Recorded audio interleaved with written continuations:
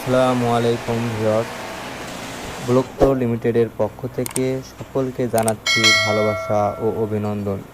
প্রিয় ভিউয়ার্স, আমাদের ফ্যাক্টরিতে রেক্টেঙ্গুলার পেপার এর প্রোডাকশন চলমান।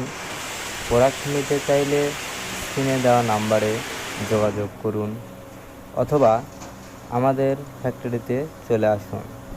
দর্শক দেখুন আমাদের প্রোডাক্টটি কত সুন্দর ও কোয়ালিটিফুল।